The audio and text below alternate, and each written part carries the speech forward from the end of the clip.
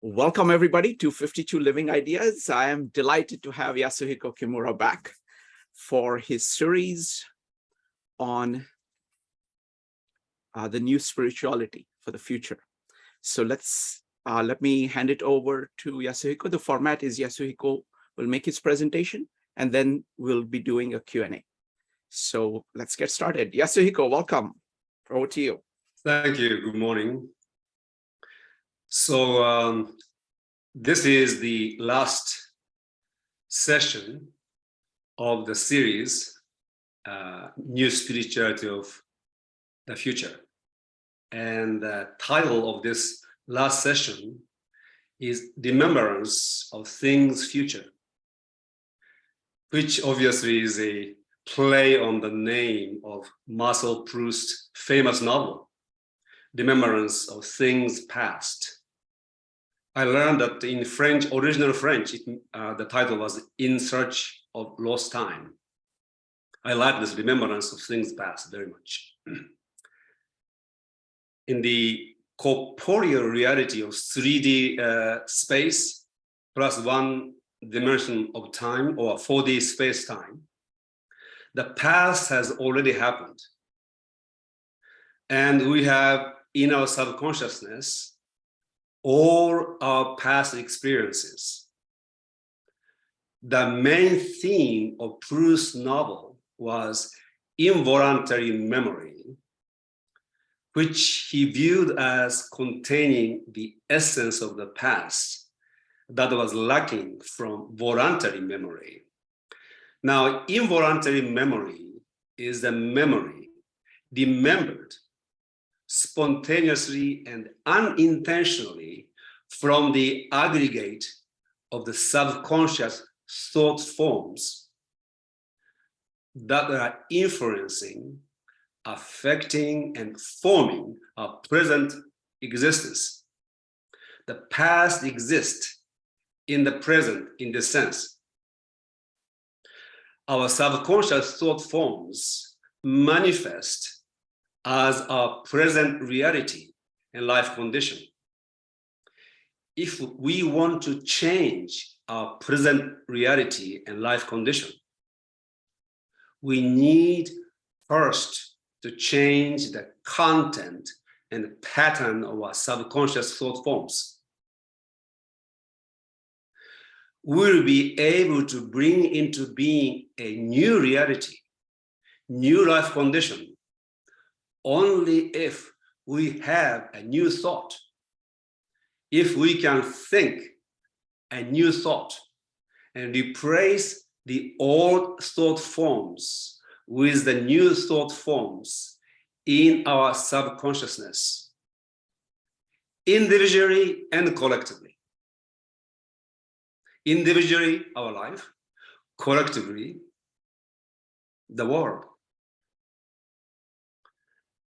As we develop a fourfold vision, we become able to enter the positive realm of reality and higher dimensional field of consciousness, which is 5D space-time, 4D space plus 1D time, with entirely different spatiality and temporality from those of corporeal 4D space-time. Metaphorically, a snapshot picture that you take in the 4D space will be equivalent with an unending motion picture in the 3D space reality. A new thought form is a new picture that you conceive, imagine, and develop in the 4D space, which brings into existence not only a new future, but also a revised past, consistent with this new future in the 3D space reality. The 3D space is the world of effect, and the 4D space is the world of cause. In your fourfold vision, in a 4D space, which is the higher dimensional causative realm of reality and consciousness, you can see your past and your future in a 3D reality or 3D dreamscape. And therefore, you can know how your future will turn out if you don't change your subconscious thoughts, if you don't think a new thought. What William Gray calls, and what we call the imagination or the poetic genius, is in reality the consciousness that brings into its mental view higher dimensional thought forms created and conceived in the causative realm of reality within each human being. The images, perceptions, and conceptions of the imagination are higher dimensional thought forms that are made of higher frequency energy substance, which is placed in the higher dimensional fields of causative reality by the present moment self. The past memory is thought forms and experiential imprints that the consciousness brings into its mental view from the subconsciousness, the dimensional clusters below its focus of conscious attention. The new vision, such as Buckminster Fuller's, the new vision of our future is the complex of higher dimensional thought forms that we imagine, conceive, and design in the causative realm of 4D space or 5D space-time reality and consciousness, which we remember in the 3D space reality or 4D space-time dreamscape, in the process of materializing that vision. The new spirituality of the future, the omnicentric spiritual civilization, the age of imagination, all of which I have spoken, together constitute such a vision, which is a fait accompli in imagination. It has already taken place and eternally exists as a higher dimensional manifold thought form in the causative realm of reality, which I remember. So therefore, everything that I have been sharing is a remembrance of things future. And that's why Buckminster Fuller said the best way to predict the future is to design it.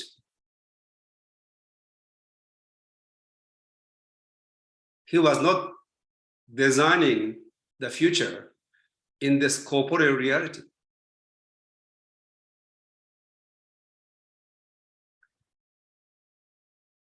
So I'm trying to present the new spiritual of the future by speaking that into existence here. But since it is the last session, I want to review things that we have discussed, some of the things, in a new way, and incorporating some of the Buckminster Fuller into this. And at the end, we'll talk about what does it mean to call something new. Yasuhiko, can I ask one clarificatory question that some of the audience may not get? Can you talk a little bit about the 4D space versus 3D space? Just briefly, just want to make sure that everybody is with us. Well, it is more a mathematical metaphor but at the same time, there is an experiential reality to it. So we live in a three-dimensional universe with one dimension of time. So we can say 4D space-time. And it is a world of effect. But we have access to the world of cause, which is entirely invisible, supra-corporeal. And we can enter into the reality in our consciousness. When we enter into the consciousness, the imagination creates the space-time reality, which is, we can say, 5D space-time, one dimensional higher in terms of space. And time dimension is not the same as the 3D time. And actually, that dimension exists in our consciousness and in the universe. And that is a causative dimension. It unfolds into 3D world. And we can enter that. And when William Blake talks about fourfold vision, he was able to enter that dimension. Actually, probably he lived in that dimension.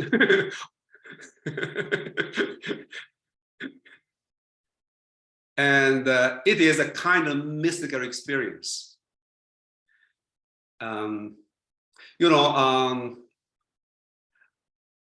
Shrikant and I were talking, well, maybe exchanging email.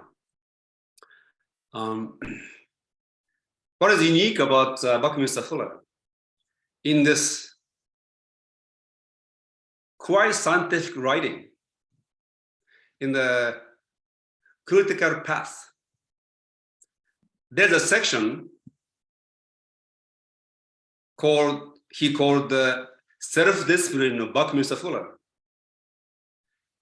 inside of which there's a section on ever rethinking Lord's Prayer. And he wrote that on the 84th birthday, I think, 1979, July 12th. And he had a spiritual experience when he was 32. On the verge of committing suicide, somehow something happened. And because he had this engineering mind, I think he had the mind of Isaac Newton and the soul of William Blake. Wow. And because of his Newtonian mind, we get to see lots of mathematics.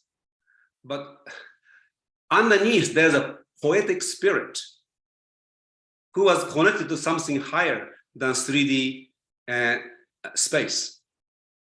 That's where he conceived his unique ideas. When we talk about new, I will get into this more. Wonderful. Thank you. So that may be sufficient. Thank you. So in the last 8 sessions, we spoke about many different things. And we started by defining what is spirituality. And this gets into the 4th dimension of CJ's comprehensivity. So spirituality is the highest qualitative state of human existence and consciousness that develops through the dynamic balance and the integrity of the four-level human intelligence sourced and powered by the supramental spiritual intelligence. So spirituality involves the awakening and development of spiritual intelligence in integration with intuitional, imaginational, intellectual, and computational intelligences. And we spoke about four level of fourfold intelligences. Computational, there's a basic, is information processing.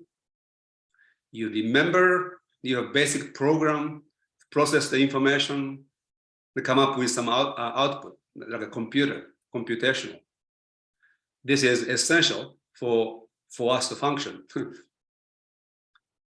And then there's a intellective or intellection, or commonly known as reason.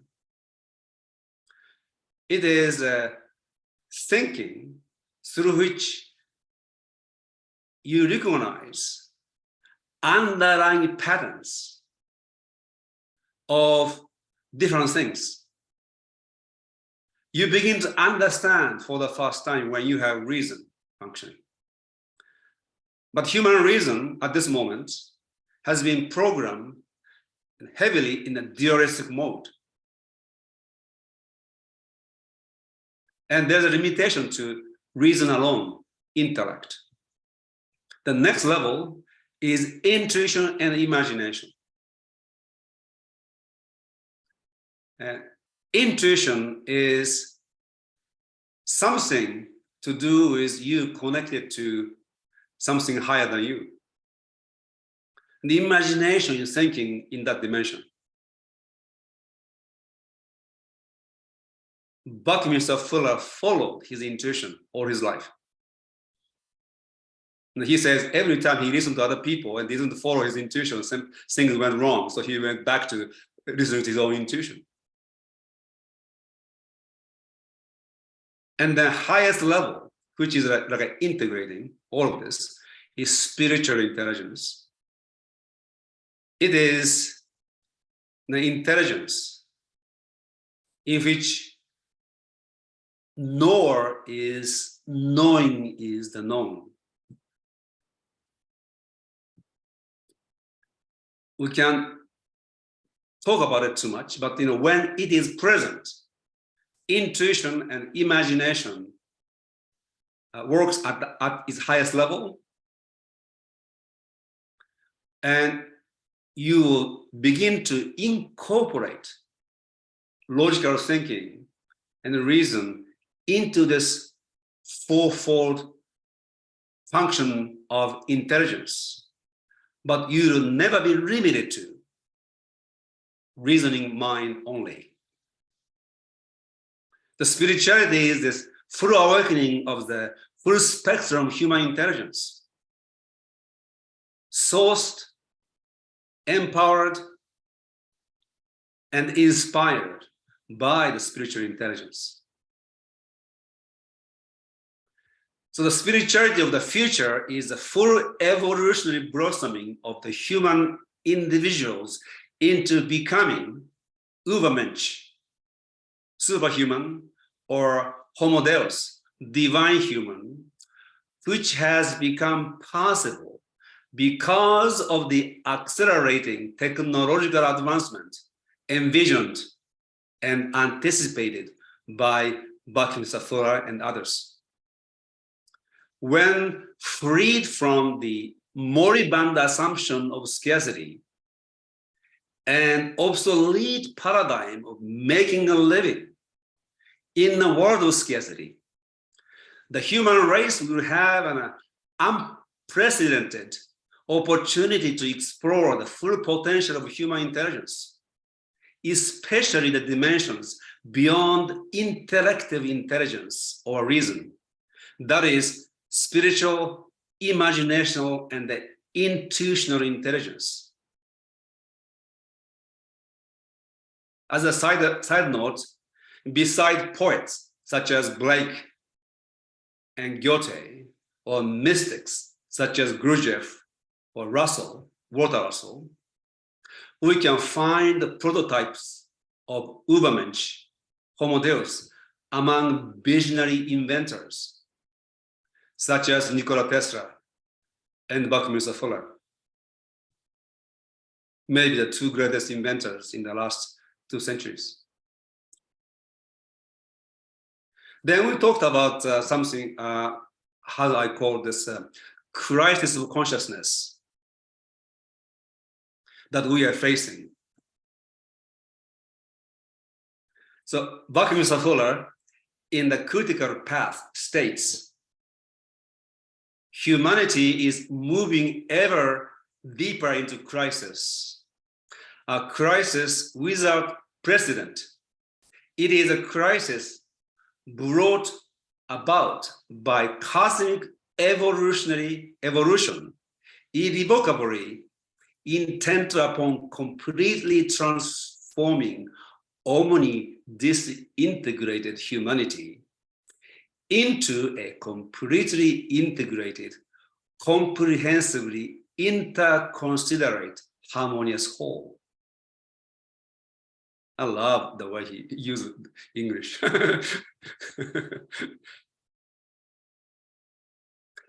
This crisis was brought about by, number one, the quantitatively increasing complexification of the civilization, which brought about specialization of knowledge and skills. The second, the qualitatively increasing estrangement and alienation of human life from nature. And number three, the nature means inner and outer nature. And number three, the loss of inner connection to the spiritual, the sacred, the divine in human consciousness and culture, resulting in the loss of meaning.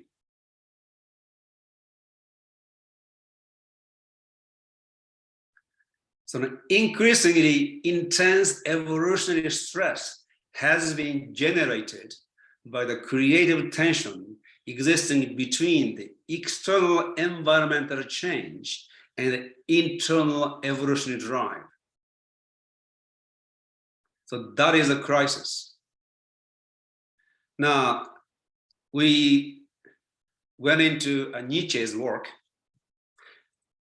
in one of our sessions, and Nietzsche in The Joyous Science, exactly 100 years before the Critical Path was published, exactly 100 years. He wrote, God is dead, but given the ways of man, perhaps for millennia to come, there will be caves in which his shadow will be shown, and we still have to vanquish his shadow too. So the crisis about which Bhaktivinoda Thakur speaks has an interior dimension, which Nietzsche captures in the sentence, God is dead. As I mentioned, in the Critical Path, there is a chapter, Self-Discipline of Bhaktivinoda Thakur, in which we find his ever rethinking the laws player,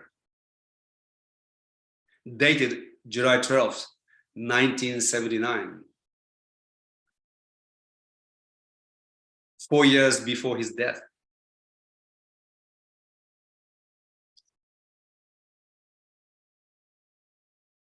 Shrikant, I actually arrived in this country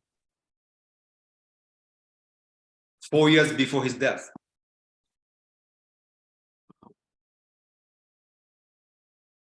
I would have loved to have met this man. Yes. Yes.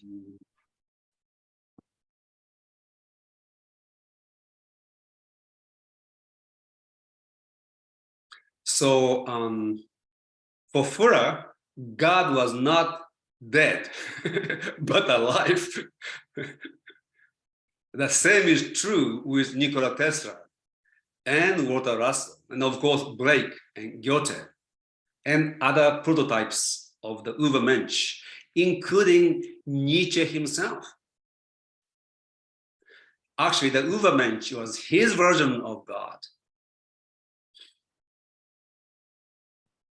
So what is this crisis of consciousness?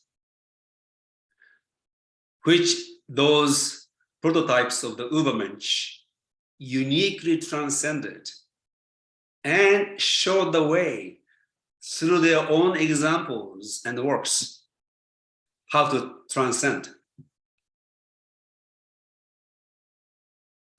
The crisis was brought about by the following: the inherent limitation of the mentality of external authority dependence in the matter of thinking, knowing, and acting, that is inconsistent and out of integrity with the nature and the potential of human consciousness.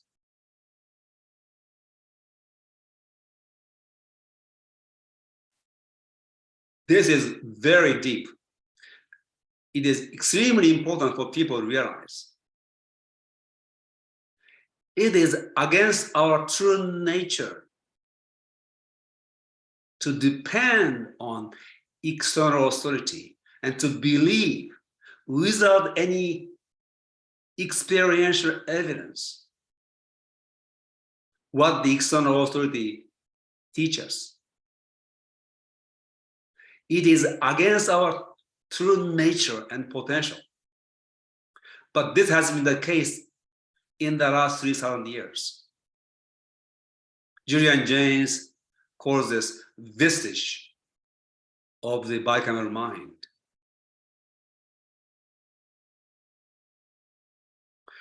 So in terms of spirituality, God that is conceived and worshipped as external to your consciousness and self is dead, non-existent. As repeatedly stated in the Bible, God is within. The kingdom or domain of God is within. Your authentic self-realization is God realization. So this intellectual dependence on the external authority has a spiritual counterpart or dimension.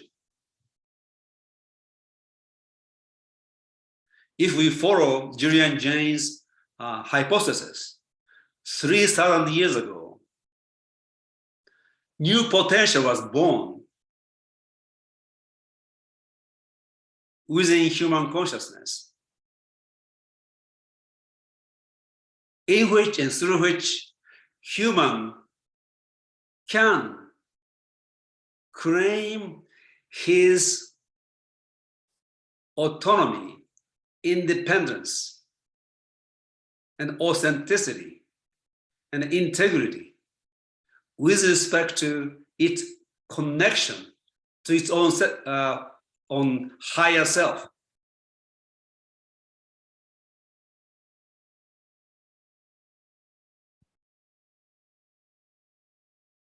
And the existing education system support this external authority mentality, belief mentality.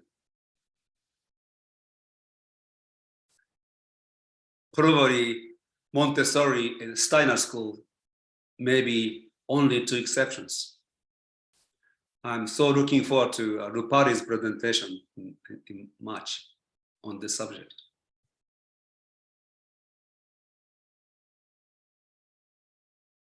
So this worship of external God or external authority and power is the spiritual aspect of the crisis of consciousness. The second cause is the inherent limitation of the paradigm of the primacy of reason, of rational logical intellection that is programmed with and conditioned by dualistic binary logic, which is totally and fatally inadequate for understanding this omni-triangulated universe, governed by the law of three, which requires fourfold vision and manifold logic for comprehensive understanding. We have become blind to the third element of law of three. We have become blind to the omni-triangulation at the basis of the universe,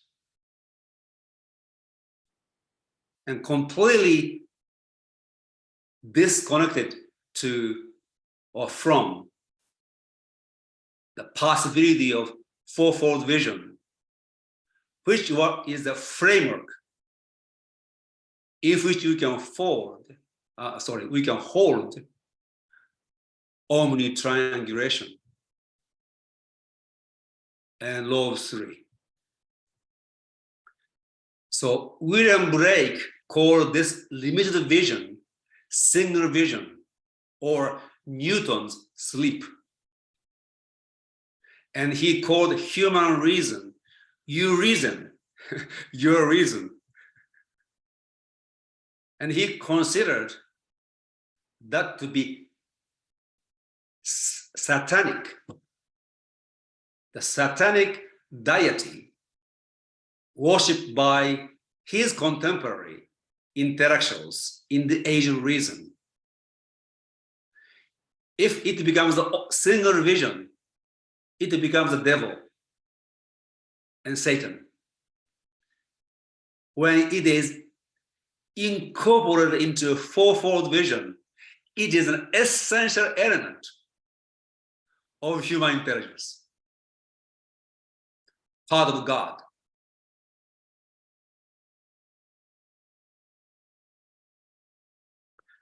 René Descartes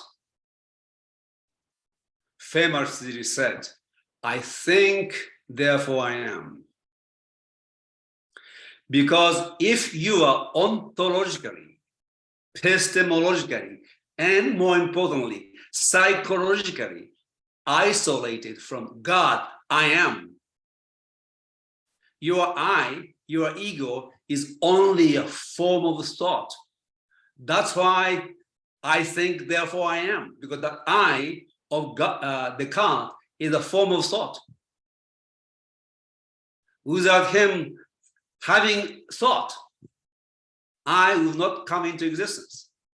And he is totally isolated from the I am, with capital I, capital I am, God, which is the spiritual intelligence, which is Atman.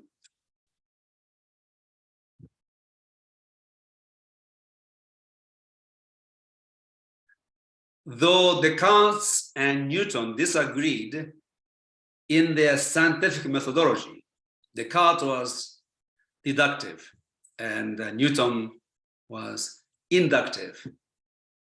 They are completely aligned in their belief in the primacy and supremacy of dualistic reason. This worship of dualistic reason is an intellectual aspect of the crisis of consciousness.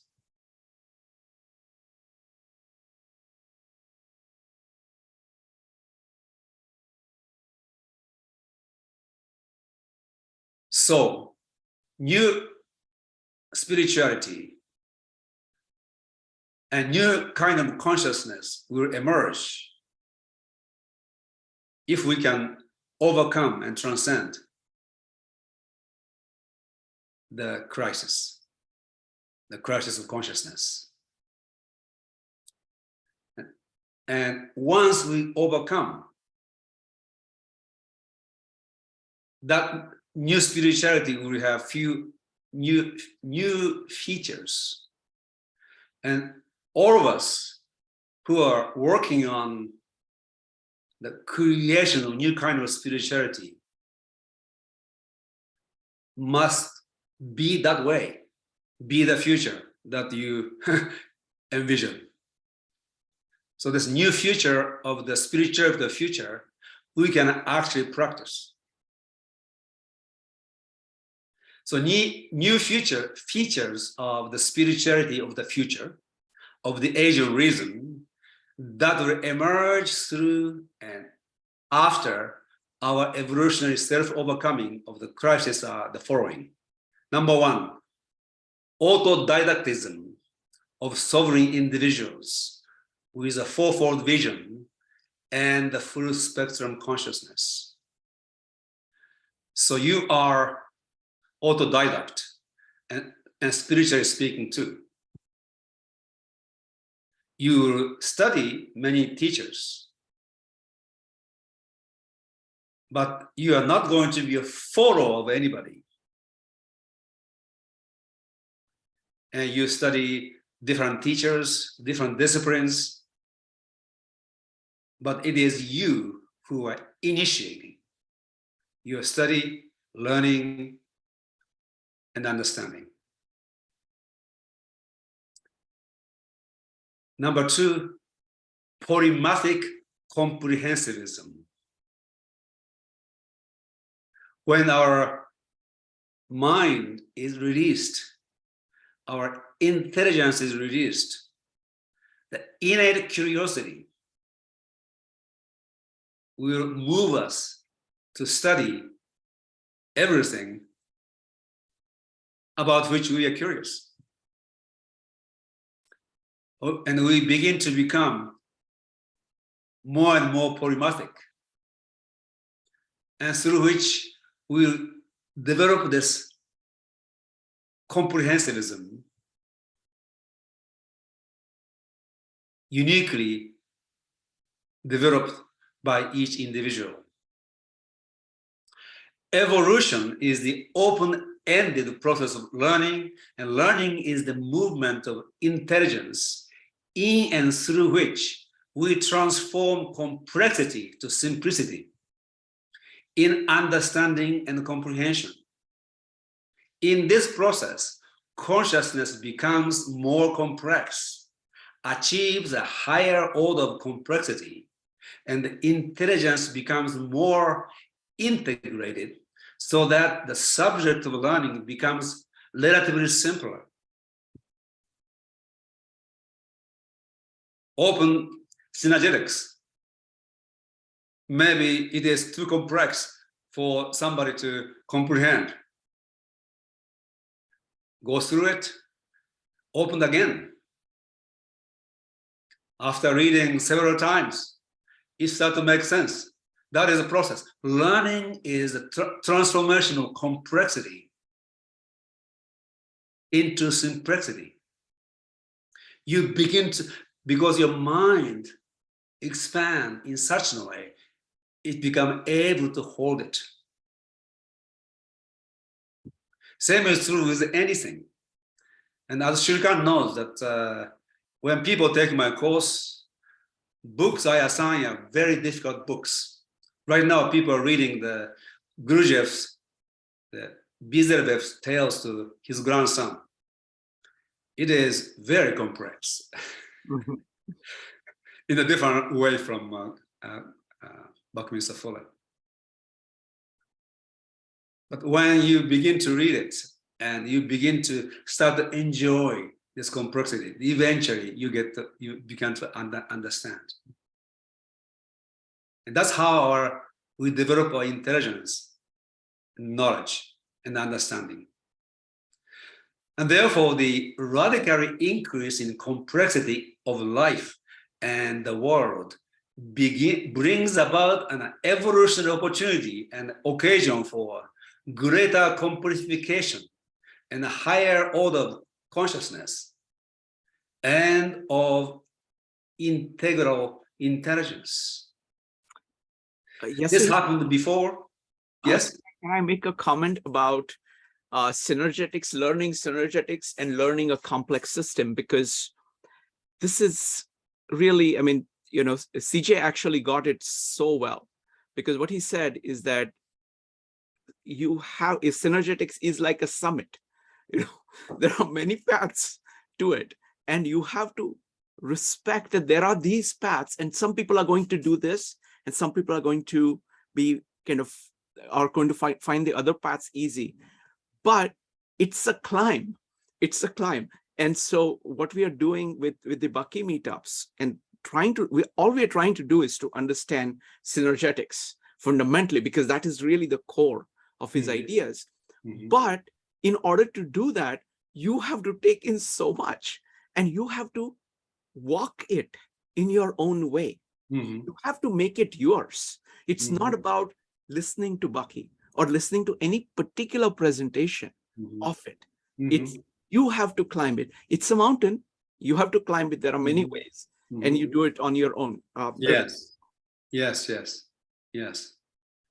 And if we want to evolve and develop and learn, we should not be wasting our time reading books that you can understand easily. We need to challenge ourselves to read books that are challenging. And when you're curious, that quest for knowledge is a very spiritual, essential nature of human intelligence. And that desire, aspiration, will carry us through and be with books like Synergetics. Yes. And this overall complexification happened. The major ones happened maybe twice. The biggest one is the time of the axial age. And the second one probably was the first industrial revolution. And this is happening now, which is they call the fourth industrial revolution. And maybe the degree to which the life is challenging us is greater than the time of the first revolution, first industrial revolution. So you and I are Homo sapiens transitus, transitory humans, existing between Homo sapiens and Homo Deus.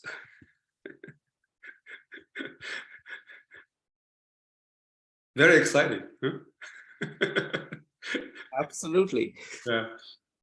So that's a kind of individual aspect of new spirituality. And the collective aspect is the creation of an omnicentric, holistic civilization. So fundamental paradigm shift in spirituality and human consciousness is the belief-based mentality to the free-thinking mentality, the inner authority mentality, and the new spirituality of the future is the omnicentric spirituality of autodidactic, polymatic individuals. And the new civilization of the future is the omnicentric, holistic civilization, the sovereign individuals forming a community or society of integral sovereignty. The new model of spiritual is maybe the simultaneous transformation or cultivation of inner spiritual and development and freedom, and of outer environment and life world those two are conducive. So inner transformation and outer transformation. If we embrace this in a fourfold vision, inner and outer forms a synergy.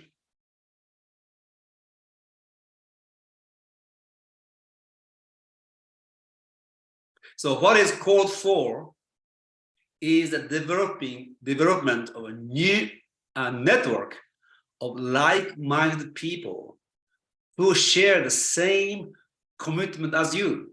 That is creating a community, a learning community, or a learning society outside the existing system, locally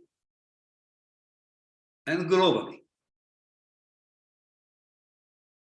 The emergence of such a community, society, and eventually civilization is by necessity an omnicentric, self-organizing, and spontaneous order generating movement of creative evolution in which no single leader, no single center, and no centralized control exists.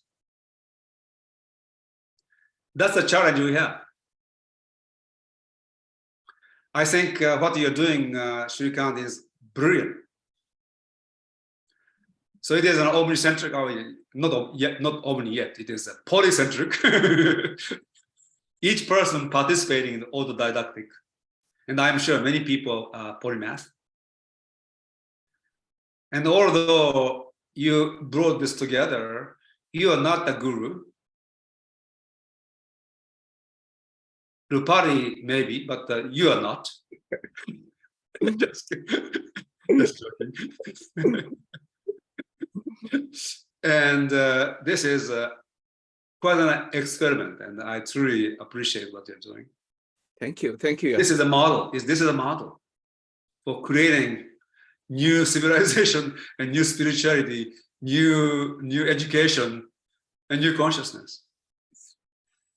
So this is spontaneous order arising from the state of being at one with the whole. This spontaneous order is at once the whole's necessity, the Tao, with natural design or law.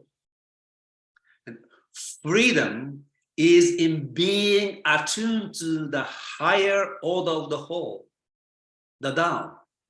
So we are participating together, and there's a spontaneous order emerging, but each person participating is in tune with the whole.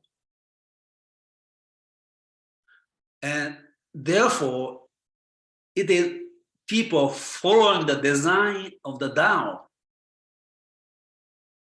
So it is a designed order, spontaneously emerging.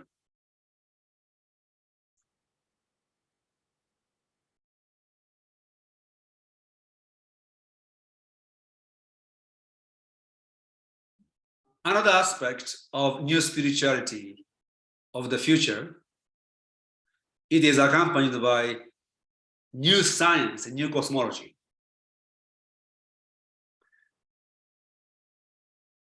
New science of the future will be a new comprehensivist natural philosophy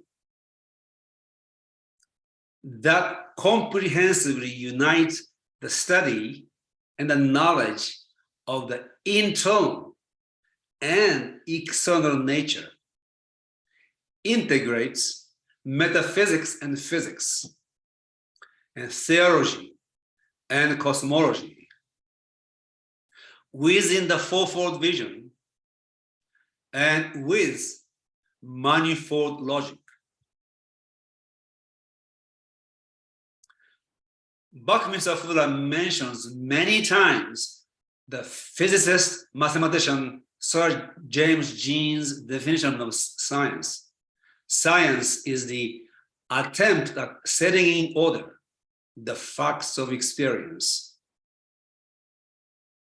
Therefore, the raw material of science is experience, which is also the raw material or primary substance of universe.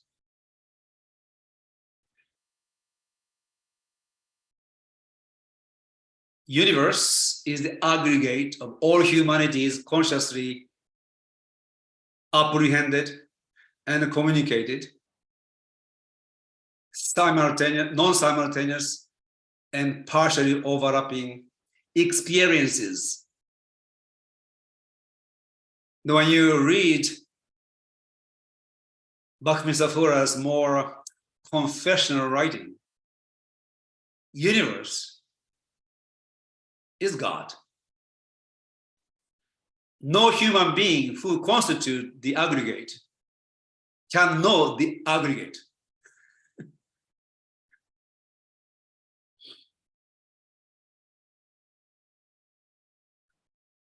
So the human experience includes what is called mystical and spiritual experiences. The inner experience, which is more properly and precisely called imperience. In imperience, the consciousness is conscious of itself, and the imagination imagines itself into reality. And it can be consciously communicated. Therefore, the facts of experience of James genes include the facts of imperience. When you read some of the Buddhist cosmological scriptures, like a Flower Garland Sutra, it is a psychocosmology or cosmopsychology.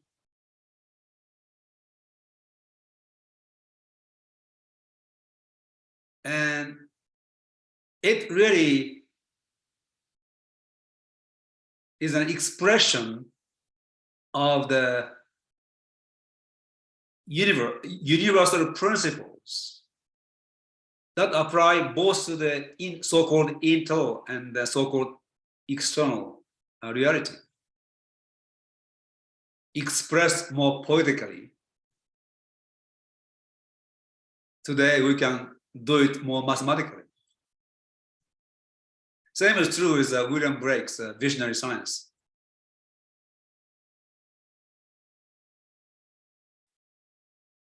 So God contains in itself God experiences and imperiences.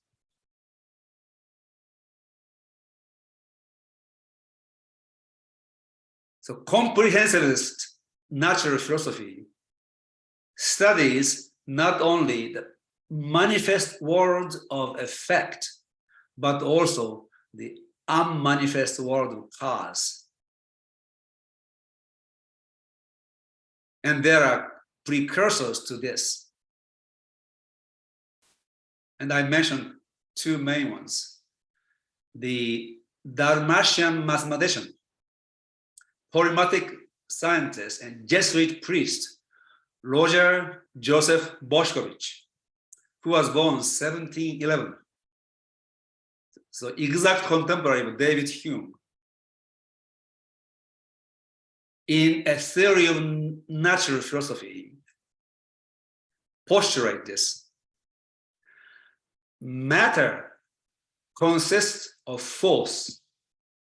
The fundamental element of matter is massless points of force of unitary property with two attributes of attraction and repulsion. And as we know, and as he knew, in truth, a point does not exist in the physical universe.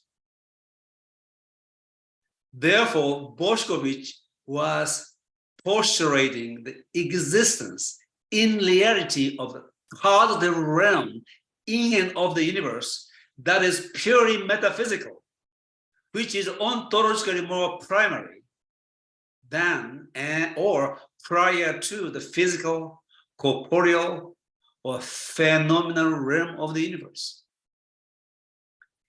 He was a polymath, probably one of the greatest minds ever lived.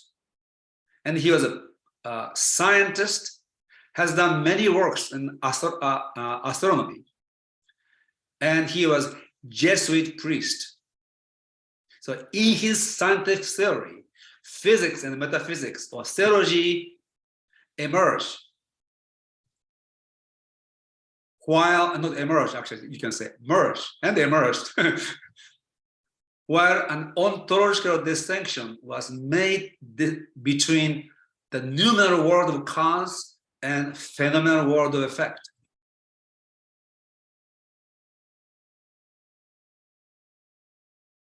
force, or in today's word, energy, is primary and matter is secondary. And force is the ever-present first cause of the phenomenal universe. Force exists in itself.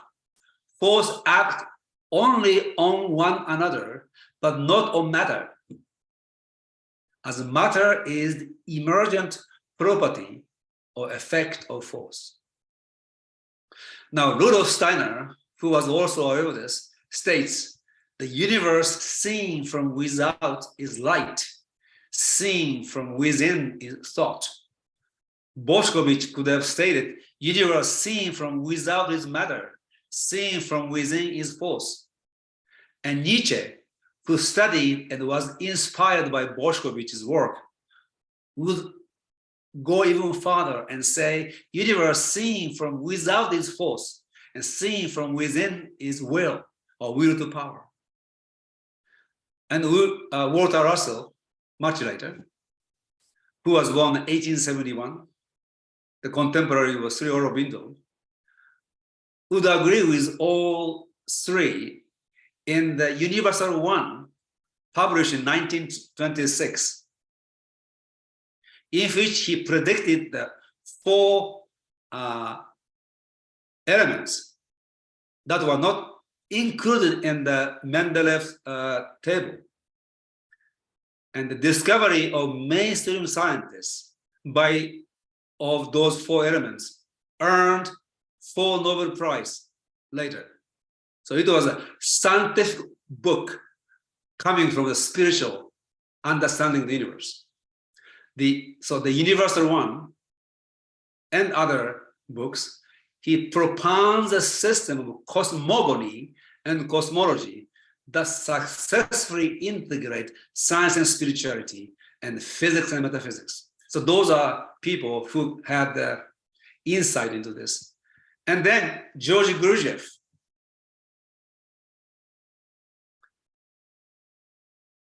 the law of three and the law of seven.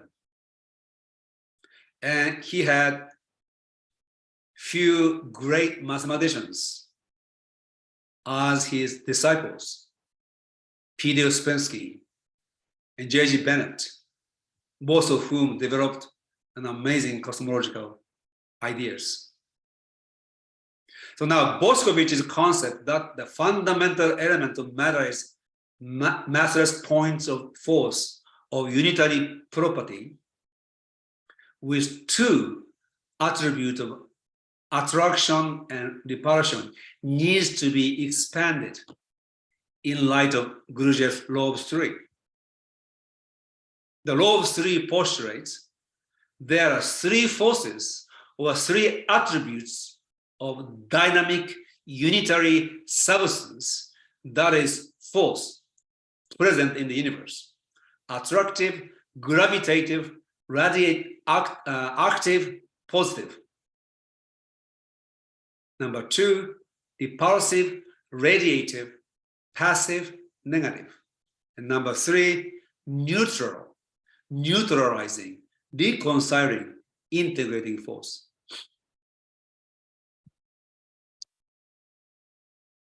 So the force in physics is equivalent with the spirit in metaphysics.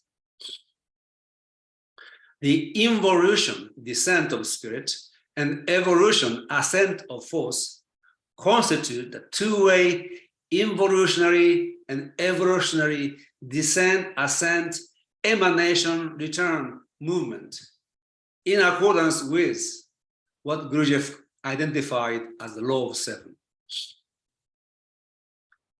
So William Brake's fourfold vision and visionary physics arising therein and therefrom provided not only new elements, but also an imaginative conceptual framework to hold comprehensivist natural philosophy.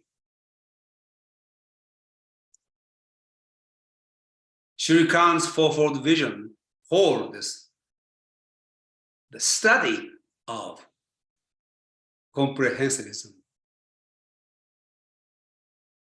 This is a framework. And if we put this fourfold vision in two dimension, so it is a square, yes, but actually it is a quincunx. Quincunx, the square with a central point. So this vision actually is like a fourfold, but there's a four triangle meeting at the center. Yeah. Beautiful, beautiful. You put that into the two-dimensionally. Yeah, exactly.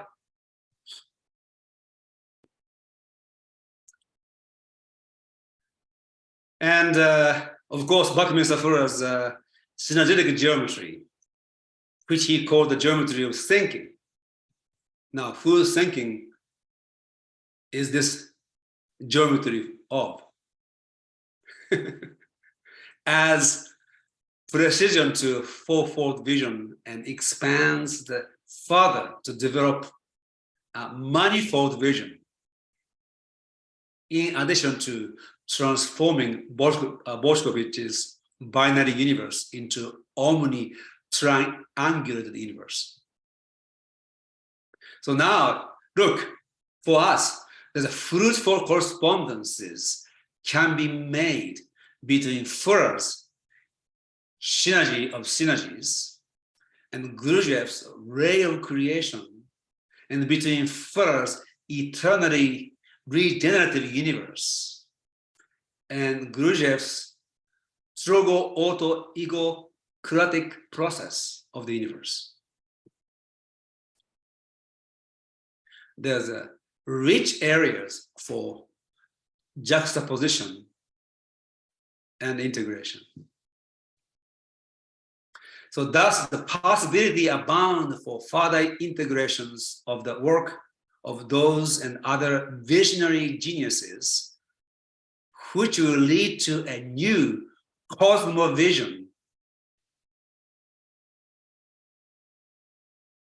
heretofore unimagined, which is possible if the autodidactic and polymatic individuals polycentrically create a synergy of knowledge development by each creatively juxtaposing the works of those and other intellectual and spiritual giants.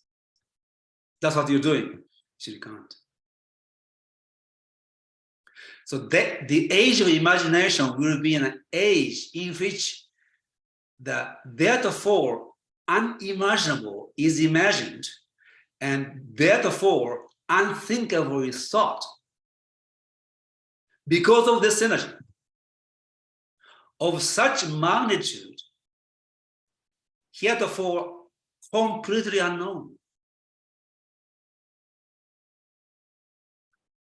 When the human individual's innate genius becomes unleashed in great magnitude, a synergy of geniuses, which I call synergeniuses, will take place, so that the evolution of human race and civilization will become synergetic evolution, which is unpredictable by anyone participating.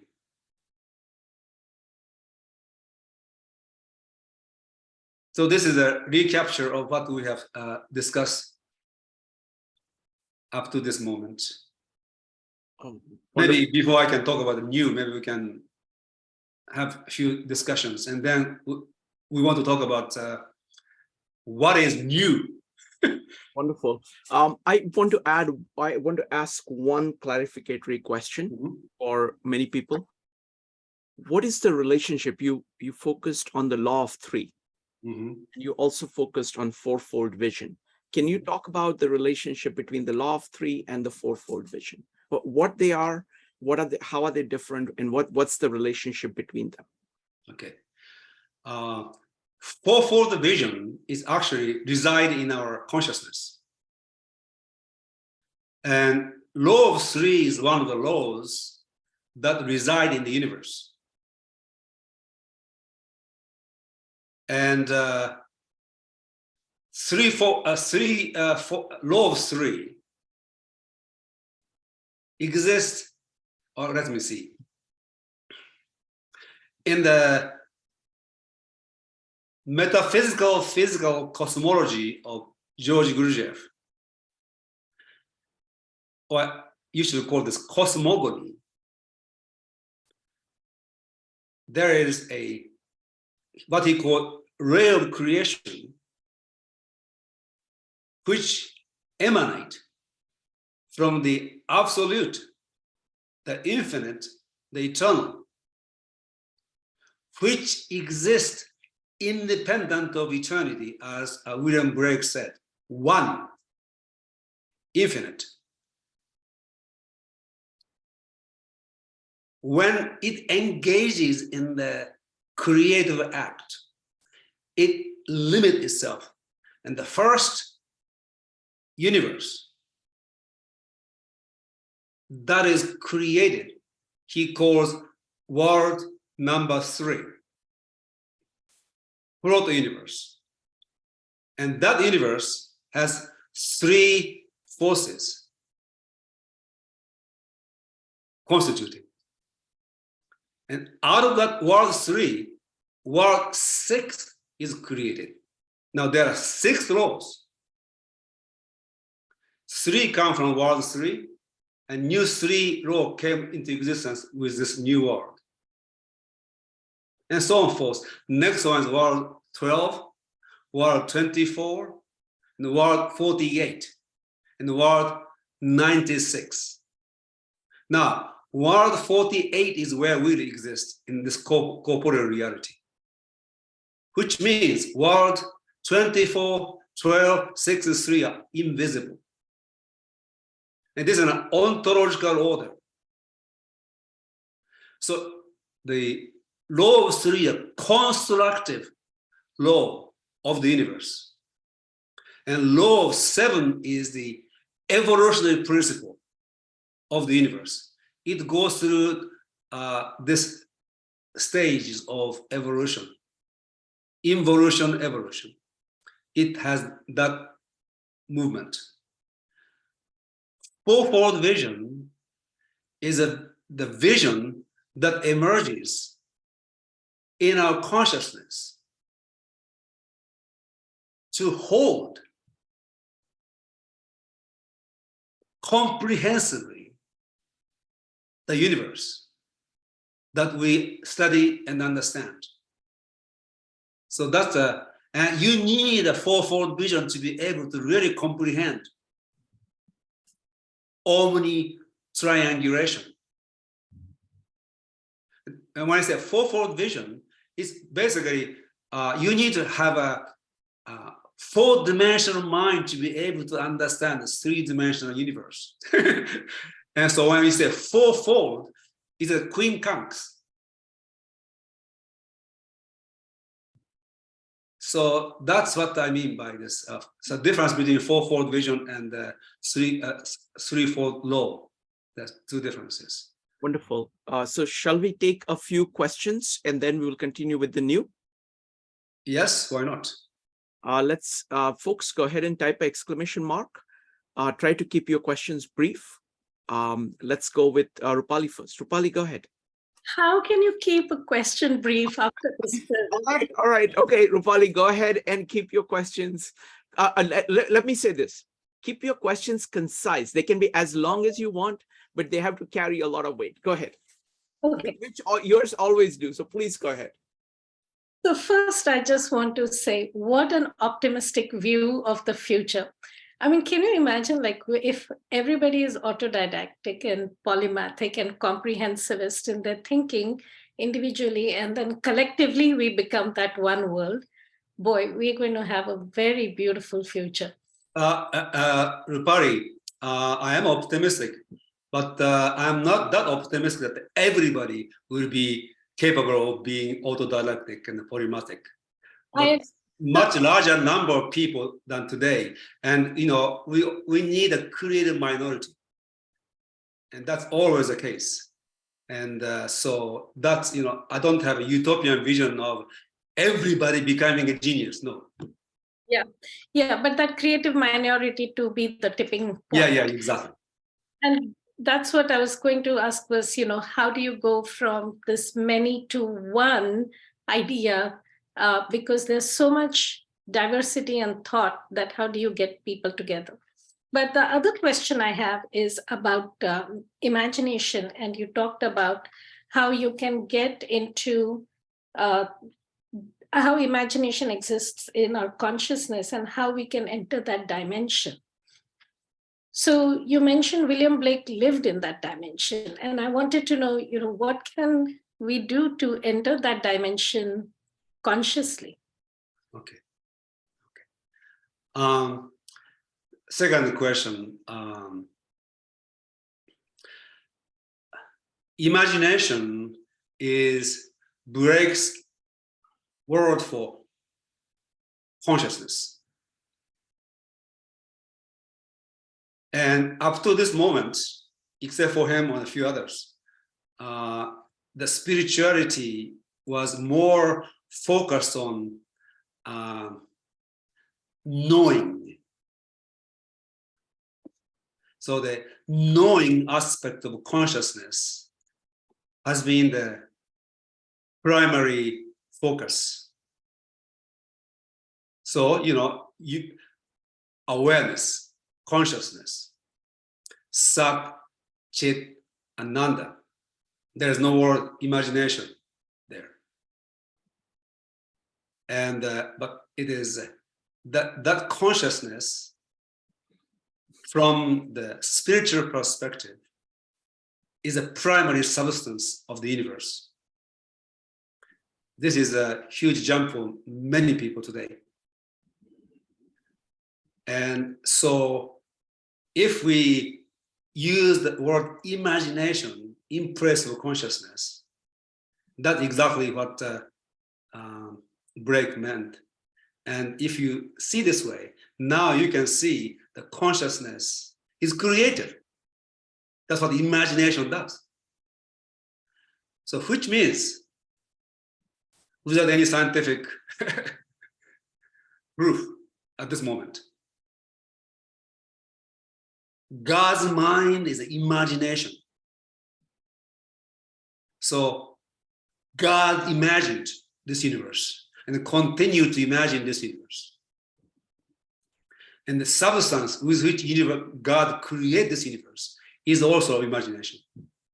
So that's all because this is a highly involved subject, and people who are materialistically oriented, it is almost impossible to make this bridge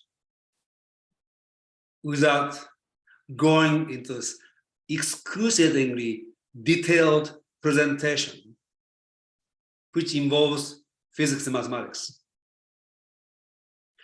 Maybe when we get together physically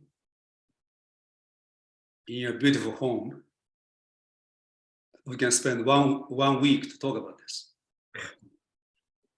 And second, the first question, you're an educator, so how part is this? William Blake is such an amazing example. He never went to school. He never attended one classroom in his entire life. His mother and his parents homeschooled him until he became self-sufficient. And once he became self-sufficient, he just studied on his own. He was a total autodidact, 100% autodidact.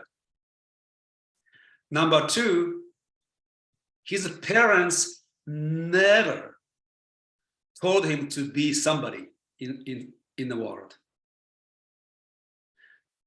Financially, they're like a lower middle class. And so he was very gifted in kind of an artistic way. So they said, why don't you, get learn to do the, craving, how do you call that? Carving, whatever, art. And so he became an apprentice. But so he has, and he continued to pursue his interest, curiosity. And, Buckminster Fuller says, dare to be naive. Now, people misunderstand this naiveness as like a child naive. No, it is a naiveness of the child of Nietzsche's metamorphosis. You go through being a camel, lion, and then become child. That's when you dare to naive there. Now, in the case of break, this camel part and lion part was so completely integrated into his own self-unfoldment that it was minimum.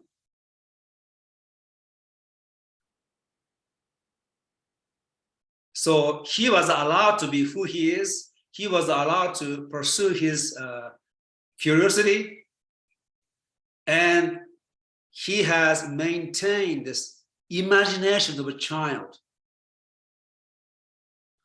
never destroyed. So that is an excellent model. Every time we send our children to existing school, we are taking a risk of de-geniusizing, that's Bucky's term, de-geniusizing people, our children. So with respect to children, we want to really minimize any damage that existing educational system does to them. Gurujev called the human system of education cataclysm, disaster, calamity. Actually, calamity is also he used calamity. We have a calamity in the name of education. Now that's for children. For us, how you and I and the people in this group are coming out of this damage that have been done to us.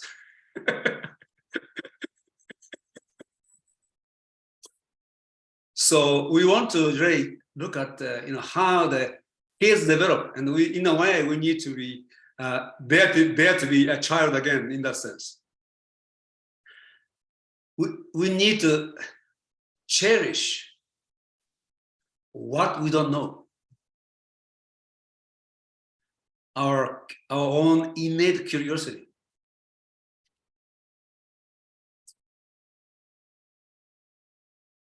And begin to really nurture our question, and then never compromise until you can answer that question for yourself. So here we can kind of model after Buckminster Fuller. Until the age of 32, his self-discipline shows that he followed, and every time he followed them, he failed, and he had a conversion. Now he began to listen to himself. So we want to start listen to our intuition, and never deny our imagination. So cherish your questions. Listen to our intuition and nurture our imagination, and never compromise until you can say that, yes, I understand. And Gurujev says, to know means to know all. And to know, not to know all, is not to know at all. And to know all, you need to know just a little. But before you can know just a little, you must know pretty much. So my recommendation is this, before you expand into polymathy, you want to really master something. And once you really understand William Blake, for example, in my case, Walter Russell, actually, then all of a sudden you can understand other people easier.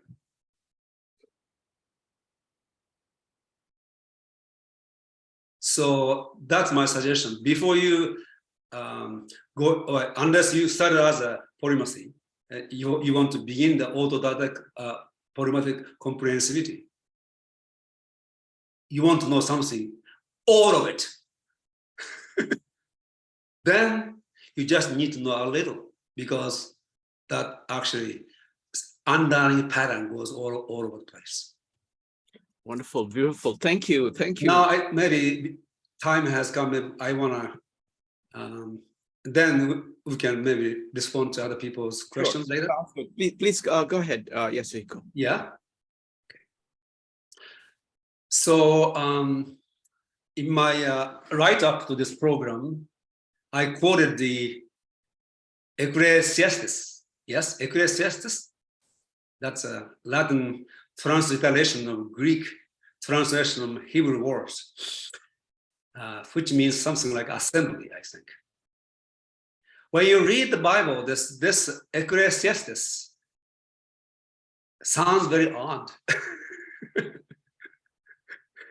And it begins like this: what has been will be again. What has been done will be done again. There is nothing new under the sun. Is there anything of which one can say, look, this is something new? It was here already, long ago. It was here before our time. No one remembers that generations and even those yet to come will not be remembered by those who follow them.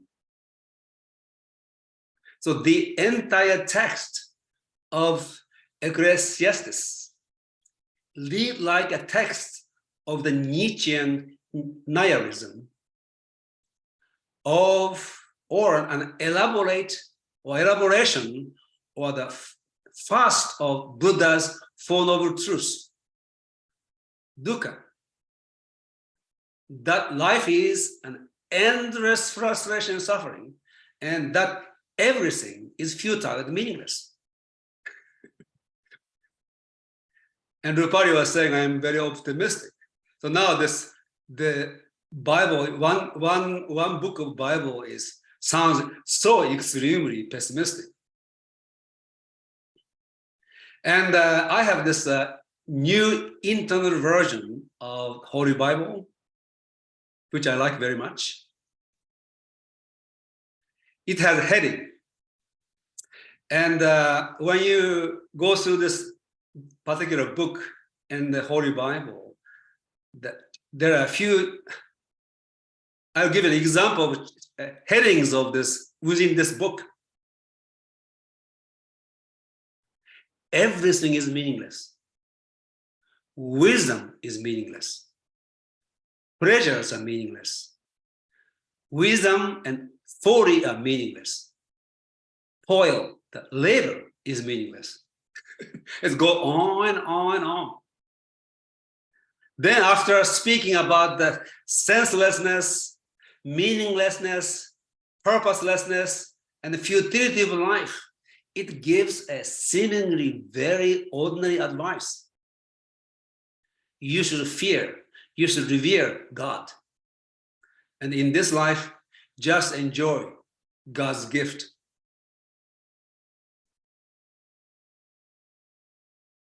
So therefore, on the surface, it is kind of odd to see this book included in the Bible.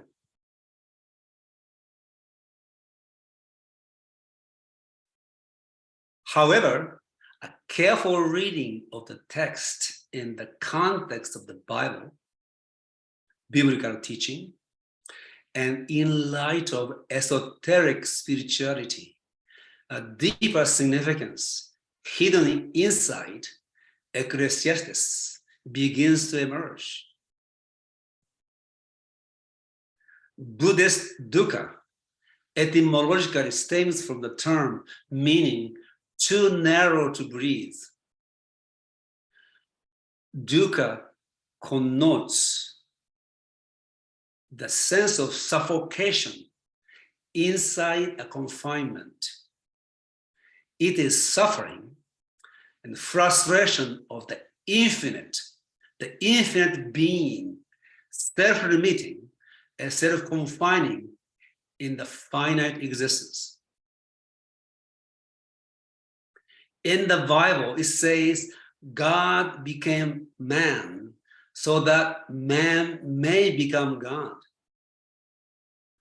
Dukkha corresponds to the state of God having become man and is still remaining man, not self-remembering who he is. This is a state of God as man in the state of what Helen Rose called psychoma. Psyche in the state of coma, soul sleep.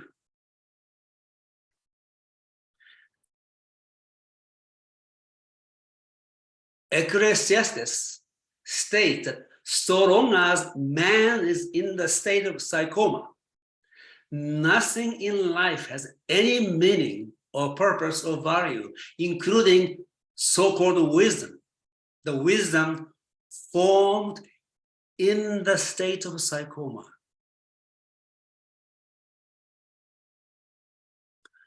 Both nature and history repeat because time in and of the 3D world is cyclical.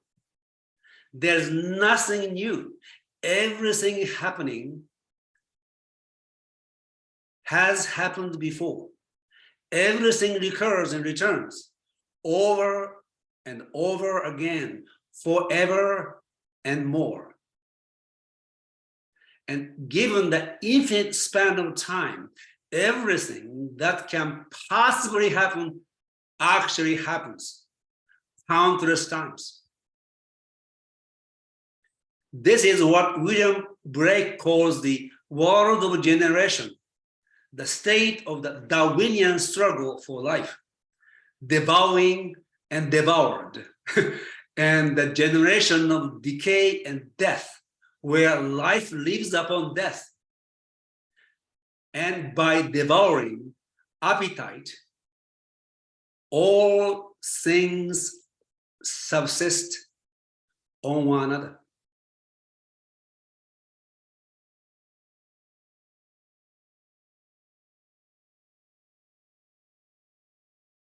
The message of Ecclesiastes is that when you come to the full realization of the futile repetitiveness and utter meaninglessness of this world of effect, and yet you don't lose your reverence, your faith in God,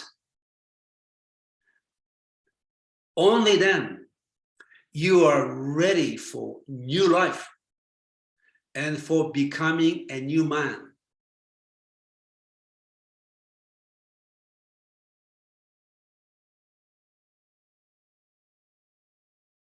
So William Blake was very optimistic.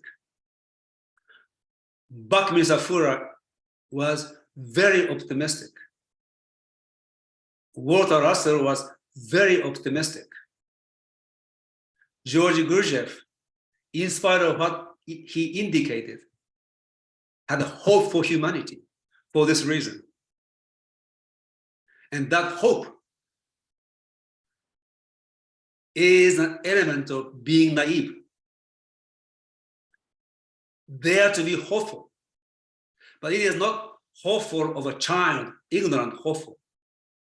Having known this utter futility of living this life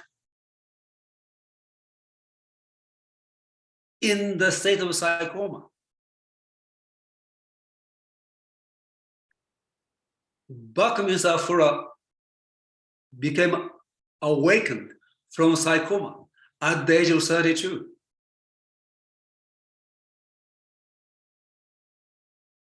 And being naive, he became naive.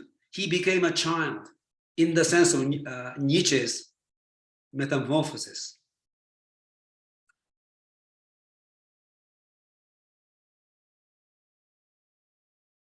So it is important that they included Ecclesiastes in the Bible. That realization is essential to be fully hopeful, optimistic, and to dare to be naive. And the New Testament represents the way for man to become God again and create a new future for humanity. So from Hindu to mostly in the East, but now people know time is cyclic. But there's another kind of time that is perpendicular to the cyclic time, pointing toward the center point of the circle. So I just want to say, look at me. So using a very primitive two-dimensional model, cyclic time goes like this, yes?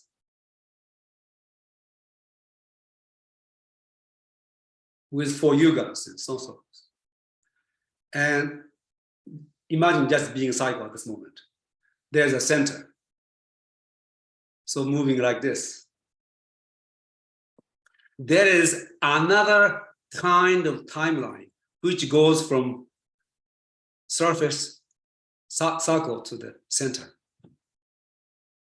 which is the involutionary evolutionary time or being time of Dogen, Zen Master Dogen, that moves you directly to the eternal, the infinite, the absolute. It is a timeline linked to eternity through which man becomes God again. It is a timeline in which you will become born from above, which is within. Sometimes it is called born again, but again in the sense of anew. So that new enters the 3D world of effect when causative timeline of eternity intersect the cyclic timeline, affecting and influencing the 3D world from higher dimension. It is you see, each one of us is singular. Never been before. There was Rupali, there was Shankara, the Shrikant, who is the new Shankara of our time, and Yasuhiko. So singularity meets the universality. New happens. So the new is the temporal, inspired, and transformed by the eternal, infinite, and absolute. The new is a temporal particular, inspired, and transformed by the universal, eternal, infinite, and absolute. So the awakened imagination, which is Blake's poetic genius, brings the new into being, inspired by the eternal. So the new is the remembrance of things future. That is the gift of the eternal. Wow. Wow. Yasuhiko, this is just beautiful. May I say something about Ecclesiastes? Yes. Okay. I really love your analysis of Ecclesiastes. I think it's very profound. Mm-hmm. And it connects to what you started out with, saying exactly. that you have to give up your current patterns in order to start anew. So I want to point out a couple of things. So I love Ecclesiastes. Okay, it starts with vanity of vanity, and when you actually look at the Greek word, that actually refers to air. So it's like people are speaking all of these things, and also keep in mind this is Solomon speaking. Okay, who is the wise one? Who's Well, that's one of the interpretations. Yeah, you really don't know who. Yeah, and it seems extremely pessimistic, saying nothing is, but there is this one germ in there. Say, accept the greatness of the world or God. Exactly. And do what you can. Okay. It is very similar to Marcus Aurelius. It's the same experience I had. That is true. I was reading Marcus Aurelius saying, you can't control this, you can't control this, you can't control this. Not your health, not your wealth, not your friends, not your nothing, you might die tomorrow. It seems very negative. Mm-hmm. But why? But it is profoundly optimistic, because it is saying there is this dichotomy of control. There are some things you can control, and that you can control. Focus all your attention on it. It's the same idea in the New Testament of the cross, that you have to let everything that you held, which was connected to the material things, your habitual things, die in order to be reborn again. So it's like human skull is like the Christ grave. You have to let your thoughts die in order to create anything new. Yes. Otherwise, there is no space for it. Exactly. So just beautifully said. You know, my joke is that if this was King Solomon who wrote this, he must have been very, very old. And his lovers, all of his lovers died.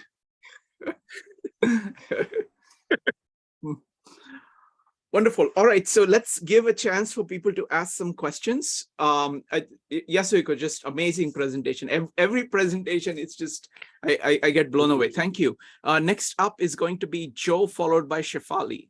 Joe. So thank you, Yasuhiko, for appearing. Hi, Joe.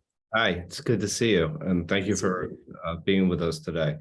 I just need a clarification of how Buckminster Fuller was talking about that no human being can conceive of the universe, and therefore that proves that there is somehow, something higher than ourselves. In a way, what had initially come up for me is something like St. Anselm's ontology, where the idea of God is in our mind, and there's nothing possible greater than God. If there's nothing greater than God, if we're already imagining. If we're already imagining a God exists, like if it exists in our imaginations and it exists in reality. I'm kind of butchering that a little bit, but so that is that similar? Ever rethinking the Lord's Prayer, he wrote it when he was 84. After having published Synodetics 1 and maybe 2 also, just before he finished the critical path. it was at the end of his life. Just imagine this genius having thought about this for 50 years, at least. And as I said, he had Isaac Newton's mind with William Blake's soul, poetic soul. And he had some cosmic conversion experience when he was 32. So now he had the sense of sacred, sense of the beyond all his life. Plus, his family is connected to New England transcendentalism. I think his aunt was Margaret Fuller. Yes. So they already have that spiritual tradition, and with this extremely scientific, mathematical, engineering mind, I think he was trying to put together this, sacred experience he had with this cosmology. And after 50 years, that is what he came up with. But I think his sense of the sacred, beyond, was always there in his life. That's my sense. And somehow, at the end of his life, he put it together. And he before he got into the prayer, he actually, kind of justify, rationalize, argue for the existence of God, what God is. And when you read that, it's almost basically the same word as universe, with that no th. And so that is my sense. He was a profound spiritual man, but it is not in the front side. And that is my sense. He was poetic. That's when you read his writing, synergetics. I sometimes really have if I may use this word, mental orgasm, because it is so beautifully written. And the sounds and harmony and this construction it's almost like listening to Bach's music. Bach was a musician, mathematician too. And it's like more complex than Bach, but it's really something like you put me into some different space, because that doesn't come from here. But what is unique about him is his mind was so like Newton. And obviously he went way beyond Newton in terms of science. Wonderful. Thank you, Yasuhiko. Next up is going to be Laura, followed by Shefali and Rupali. Laura, what's your question? Okay. I look at us, the population, our population. How can you imagine? I mean, some of us aren't really very smart, to say the least. And how can you imagine these people, us as moving in this direction, that we have the capability? I mean, really seriously, look at people, look at the extremists, look at the cult nature of so many people, and also almost a defiance about learning. They're so doggedly attached to their lack of learning and lack of desire to go beyond where they are, to become educated. And I don't know how else to say it without getting like more elitist, so to speak. But yeah, I mean, we're just okay. I understand. So Okay. the Ralph Waldo Trine once said the pessimist is right and optimist is right. Both are right. So you can make the case, which is based on your pessimistic observation. And when I am into creating, and creating takes need certain kind of mindset and mental attitude. And that mental attitude cannot be created if you remain pessimistic. So optimistic mindset is necessary for somebody to be creative in the sense that, somebody like Buckminster Fuller was. So I am not making any assertion. I'm making a declaration. If we want to make an assertion, probably your assertion will be closer to the truth than my assertion, because assertion requires an evidence, and evidence that exists now on the 3D world tend to support your perspective than mine. But there is an evidence that exists in a higher dimensional thought, and in that, based on that evidence, I can also make a declaration that we will have a greater future than we have today. So, it is your choice and my choice whether we want to take the pessimistic perspective or optimistic perspective. And we don't know, because, by the time, what I'm saying, what you're saying happens, we won't be here. But you see, when I'm here, I choose to be an optimist.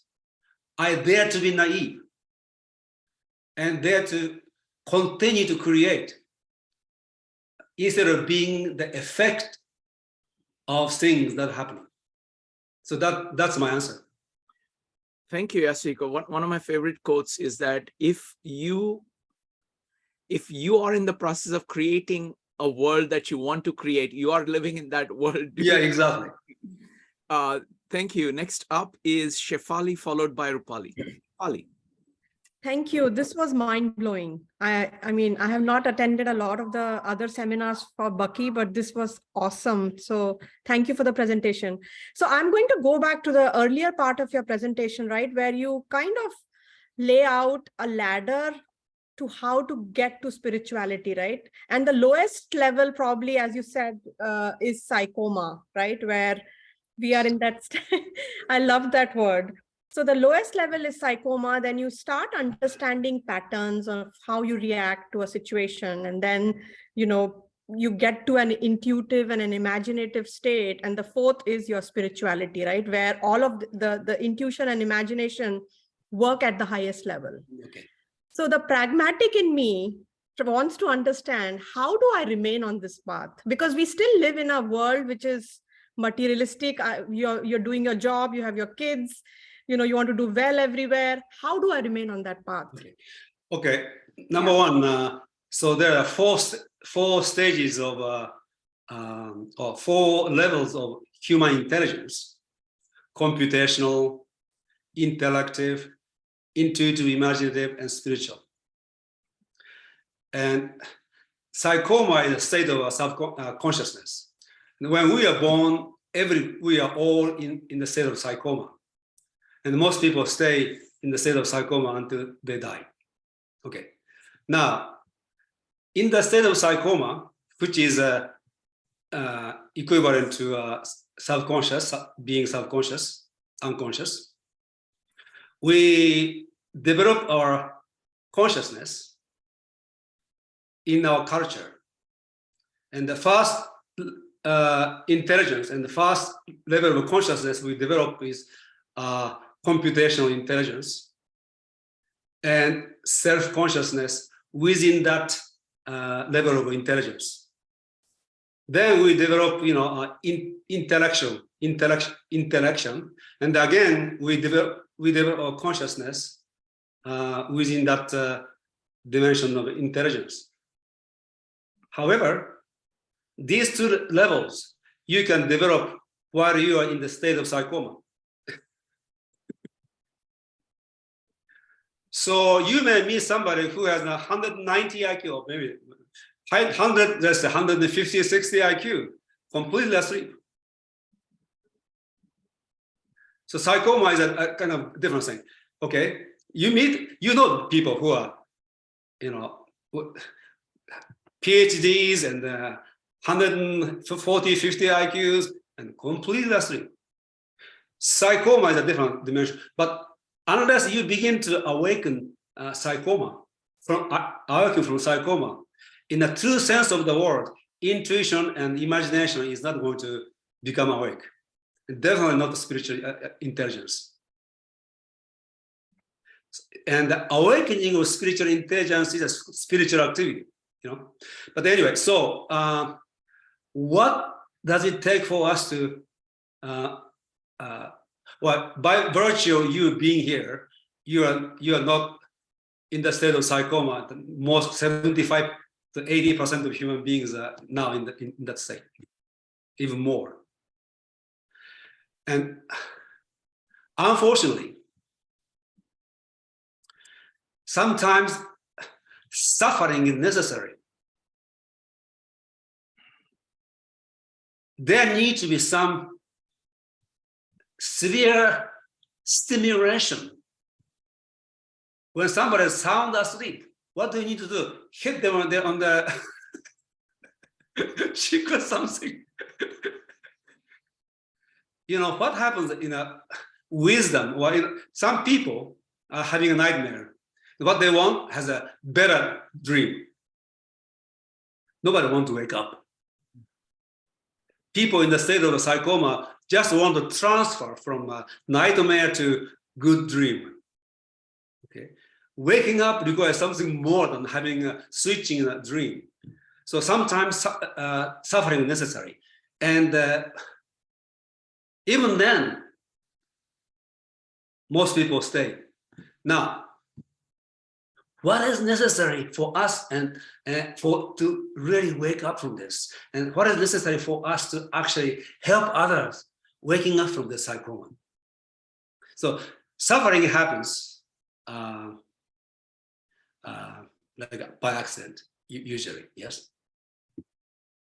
So for us, what is, well, people who are totally asleep won't be here and won't be listening to me and will never ask any questions. So that's done. Now, that you are here and asking this question, awakening is happening. So on that basis, there are a few things. Number one, what is most important is honesty. Intellectual honesty. Existential honesty. The way people remain in the state of sarcoma is through self-deception. If you, when you meditate over your life, so you're an intelligent, successful, awake human being, but if you really observe yourself, you realize how much self-deception that you actually enroll yourself into every day. And when we become honest with ourselves, really honest, then we begin to see what that book in Bible says. So nihilism is a transitory period for an intellectually honest person to go through. So self-honesty with other people, and then that's another thing. And you need to make the determination, commitment to be on the path of awakening. And what happens when somebody commits himself or herself to the path of evolution?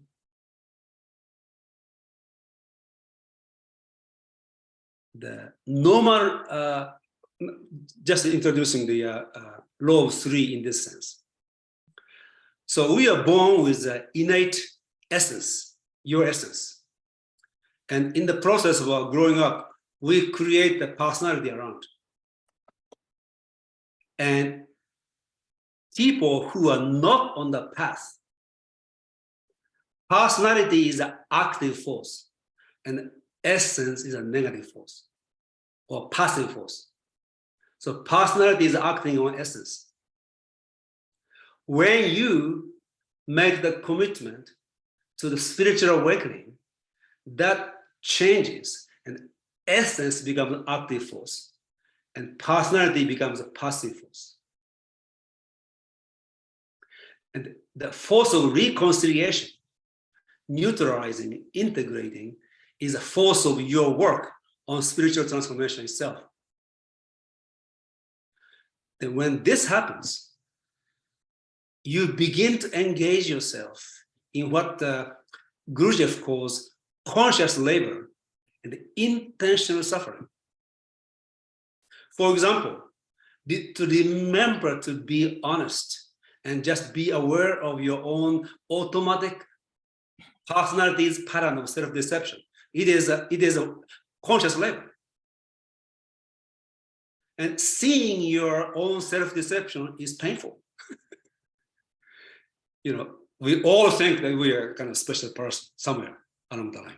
And then you begin to see, you know, wow. So in a way, you begin to see your sin. You know what a sin means? To sin means to miss the mark. So we begin to see that we are missing the mark every day on our lives. And you begin to realize it is a very painful experience. It is an intentional suffering. But through this, we become more and more aware. And pain turns into joy and ecstasy. In fact, you begin to sense the ecstasy beneath your pain and suffering. And with other people,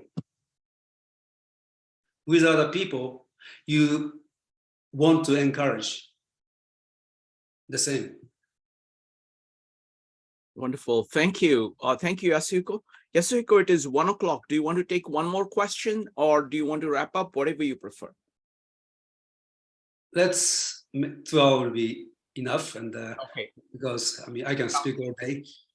And Sounds good. and then, so until we meet again, and I will be attending some of your Baki classes. And then so Wonderful. I will see you. Wonderful. Thank you. Thank you very much, Yasuhiko. Thank you very much. Is always amazing. Thank you. Thank you. See you soon. Bye.